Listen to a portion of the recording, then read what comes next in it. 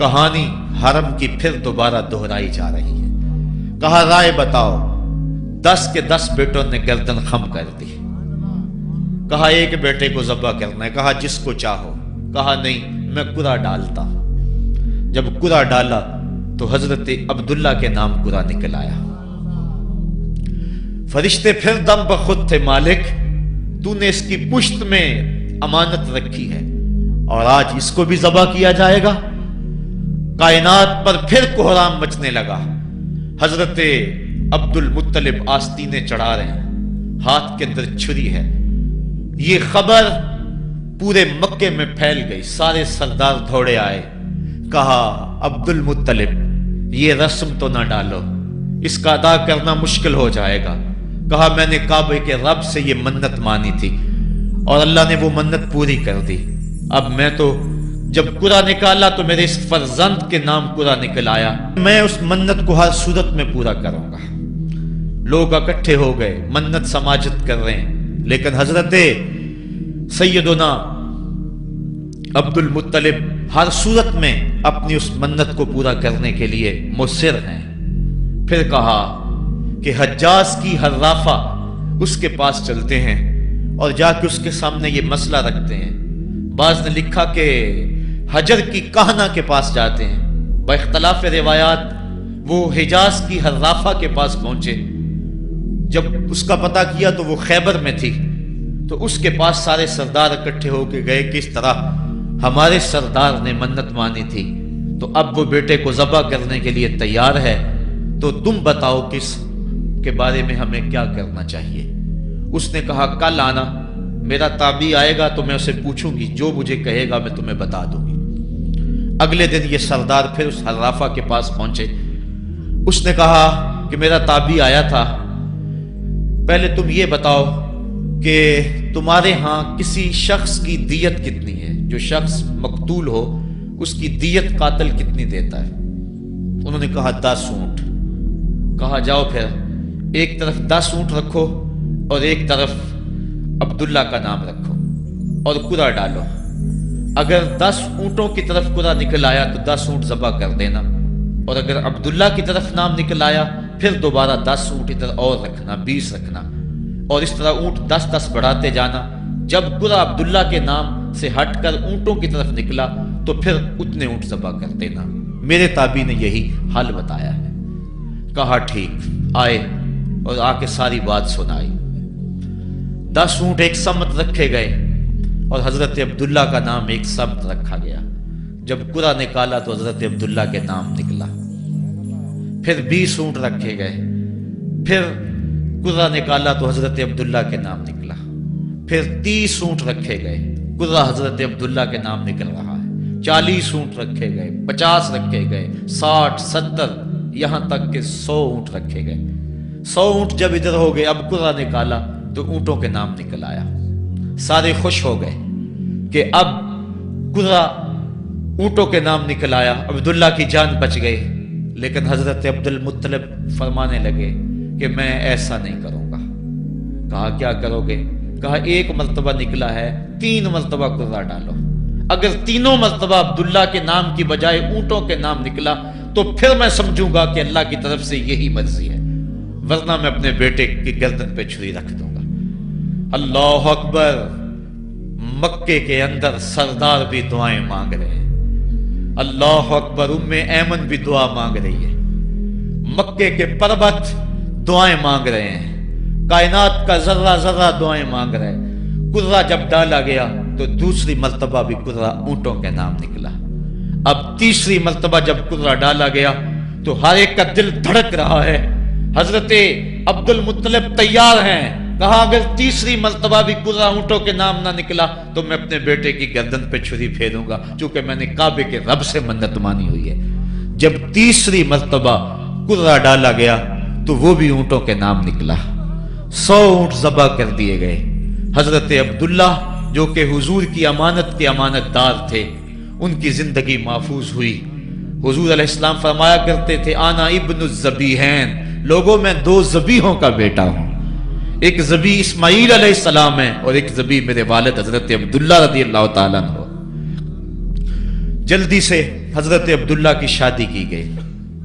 حضرت آمنہ سلام اللہ علیہا آپ سے نکاح ہوا، شادی کو ابھی چند ماہ ہی گزرے تھے کہ حضرت عبداللہ رضی اللہ تعالی عنہ شام کی طرف تجارت کی غرض سے گئے۔ واپس جب مدینہ طیبہ پہنچے تو ان کی طبیعت خراب ہو گئی، تو وہ چند لمحے چند دن وہاں رک گئے، قافلہ بھی رکا لیکن طبیعت سنبھل نہیں رہی تھی، قافلے والے انہیں وہاں چھوڑ آئے اور واپس آ گئے۔ کچھ دنوں کے بعد خبر پہنچی کہ حضرت عبداللہ رضی اللہ تعالیٰ عنہ کا مدینے میں انتقال ہو گیا ہے۔ حضور علیہ السلام شکم مادر میں، فرشتوں نے کہا مالک تیرے نبی تو شکم مادر میں یتیم ہو گیا، اے اللہ تیرا نبی تو شکم مادر میں یتیم ہو گیا۔ آواز آئی آنا حافظہ و آنا ناصرہ و آنا کافلہ، تم کیوں پریشان ہوتے ہو، میں اس کی حفاظت بھی کروں گا، اس کی مدد بھی کروں گا، اس کی کفالت بھی کروں گا۔ حضرت آمنہ سلام اللہ علیہا کے دل میں یہ خیال تھا کہ میں اپنے شوہر نامدار جس کے چہرے کو ابھی میں نے جی بھر کے دیکھا بھی نہیں تھا اس کی قبر پہ جاؤں، لیکن جو امانت تھی اس امانت کے تقاضے ان کو اس سفر سے روکتے رہے، حتیٰ کہ حضور کی ولادت ہوئی۔ آقا کریم کی عمر جب 6 سال ہوئی تو اب ان کے دل میں یہ جذبے اور یہ احساس اجاگر ہوا اور یہ جذبہ بڑھ گیا کہ میں جاؤں اور اپنے شوہر نامدار کی قبر پہ حاضر ہوں۔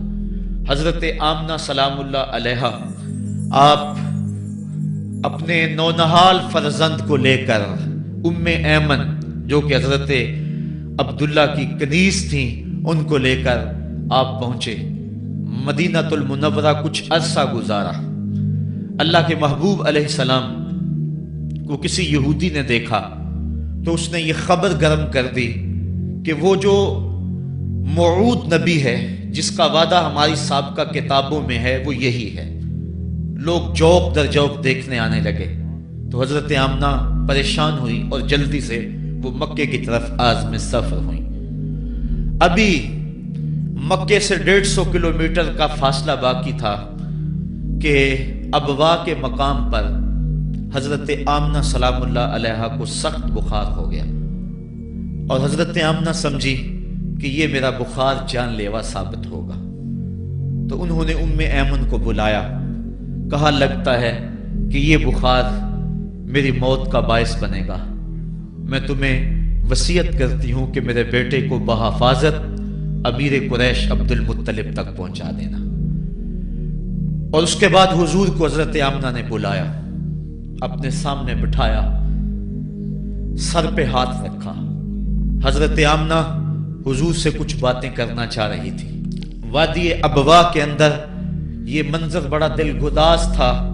حضرت آمنہ نے اب حضور کے سر پہ ہاتھ رکھا اور روتے ہوئے کہا، آنکھیں چھلکنے لگی، کہا بیٹا ہر نئی چیز نے پرانی ہو جانا ہے اور ہر باقی نے فنا ہو جانا ہے، میں بھی جا رہی ہوں وذکر باک وولدت طہرا، لیکن سنو میرا ذکر نہیں مٹے گا، میں تیرے جیسا پاکیزہ بیٹا چھوڑ کے جا رہی ہوں۔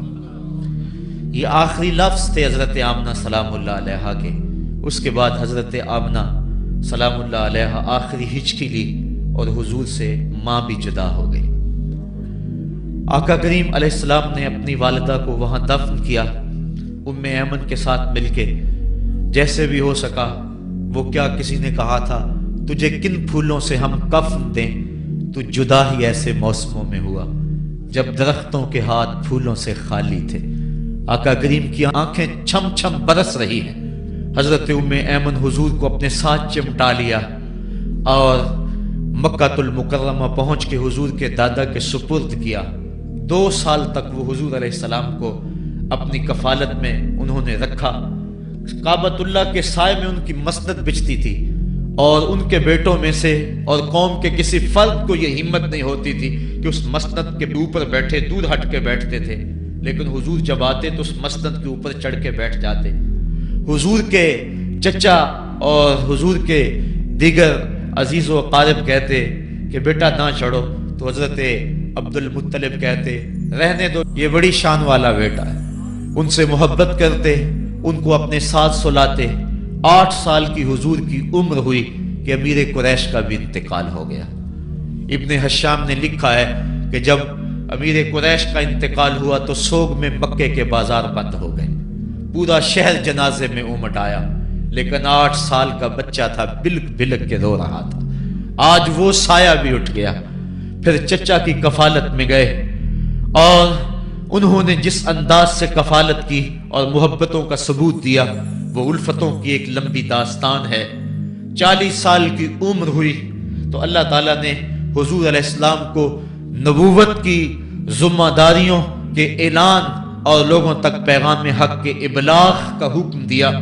آقا کریم علیہ السلام جب پیغام حق لے کر میدان میں آئے تو گلی کوچوں اور بازاروں کے اندر مخالفتیں، نکتہ چینیاں، ناموافق حالات کے جکڑ اور مخالفتوں کی آندیاں چلنے لگیں۔ ابھی آپ سن رہے تھے کہ حضرت بلال حبشی کے ساتھ کیا سلوک کیا جاتا رہا، کس انداز کے ساتھ ان کے سینے پہ پتھر رکھ دیا جاتا، حضرت خباب بن ارد کے ساتھ کون سا سلوک کیا جاتا رہا، کون کون سے دکھ تھے جو روانہ رکھے گئے۔ حضرت زنیرہ ان کے گلے کے اندر کوڑا ڈال کر کوڑے کی رسی کو تاؤ دیے گئے، یہاں تک کہ ان کی آنکھیں باہر آ گئیں اور آنکھوں کی روشنی جاتی رہی۔ ابو جہل بولا اب بلانا اپنے محمد کو جو تیری آنکھوں کی روشنی کو واپس کرے۔ زنیرہ نے ہاتھ پھیلا لیے اور کہا عرش کے رب، میں ان آنکھوں کا نور کیا میرے بدن کے ٹکڑے ٹکڑے ہو جاتے، کبھی بھی تیرے سے زندگی نہ مانگتی، لیکن اب تیرے نبی کی عزت کا سوال ہے، میری آنکھوں کی روشنی واپس کر دے۔ روایات میں آتا ہے کہ اللہ نے حضرت زنیرہ کی آنکھوں کی روشنی واپس کر دی۔ تکلیفیں آئیں، دکھ آئے، مکے کے چوک کے اندر حضرت سمیہ کو نیزہ مار کر ابو جہل نے شہید کیا۔ یہ اسلام کی پہلی شہیدہ تھی جن کا خون مکے کے ریگزار کے اندر گرا۔ حضرت یاسر کو شہید کیا گیا۔ یہ حضرت عمار ابن یاسر کے والد تھے اور سمیہ حضرت عمار ابن یاسر کی والدہ ماجدہ تھی۔ حضرت عمار ابن یاسر کو تختہ سیتم پہ رکھا گیا اور انہیں کوڑوں سے ان کی تواضع کی گئی۔ آقا کریم آئے، عمار ابن یاسر دکھوں اور اذیتوں میں سے دو چار تھے۔ آقا کریم نے سر پہ ہاتھ رکھا اور کہا صبرن آل یاسر، صبرن آل یاسر ان موعدکم الجنہ، کہا آل یاسر صبر کرو، آل یاسر صبر کرو، میں تمہیں جنت کا وعدہ دیتا ہوں۔ تکلیفیں آئیں، دکھ سہے، اس راستے کے اندر مکے کی گلیوں میں حضور کے ساتھ جو سلوک ہوا کون بھول سکتا ہے۔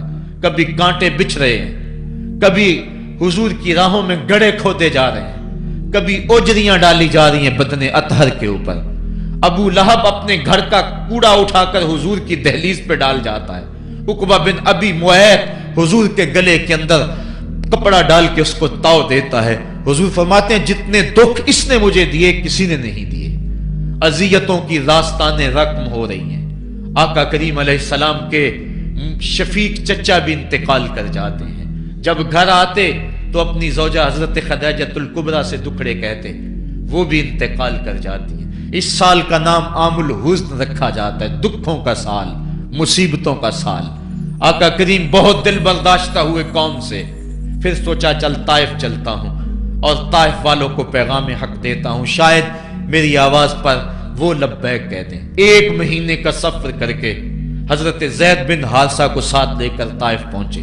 ان کے 3 سردار تھے، عبد یالیل بن عمر، حبیب بن عمر اور مسعود بن عمر۔ ان کے پاس جا کر پیغام حق دیا، کہا تمہاری بھلائی کا سندیسہ لے کر بڑی دور سے چلا ہوں، میری دعوت کو قبول کر لو، دنیا میں بھی کامیابی، آخرت میں بھی کامرانی تمہارا مقدر ہوگی۔ یہ دعوت پیش کی۔ انہوں نے کہا کہ ہم تمہاری دعوت کو مسترد کرتے ہیں۔ ایک بولا کہ اور کوئی زمانے میں بندہ نہیں تھا جس کو نبوت ملتی، تجھے ملنی تھی۔ کسی نے کچھ کہا، تانے دیے، دل دکھایا حضور کا۔ آقا کریم نے فرمایا اس فعلتم ما فعلتم فاکتموا علیہ، تم نے جو مجھ سے کہا سو کہا، تم نے جو میرے ساتھ سلوک کیا وہ تمہاری مرضی، اتنا میرے سے وعدہ کرو کہ یہ بات کہ میں تمہارے پاس آیا ہوں دعوت دین دینے کے لیے، تمہیں پیغام حق دینے کے لیے، اس کو پوشیدہ رکھو گے، مخفی رکھو گے، تاکہ مکے والے میرے دشمن ہیں، اور جب انہیں پتا چلا کہ طائف گئے ہیں تو وہ طائف والوں نے بھی دعوت قبول نہیں کی تو وہ تمسخر کریں گے، مجھے نشانہ تدہیک بنائیں گے، لہذا جو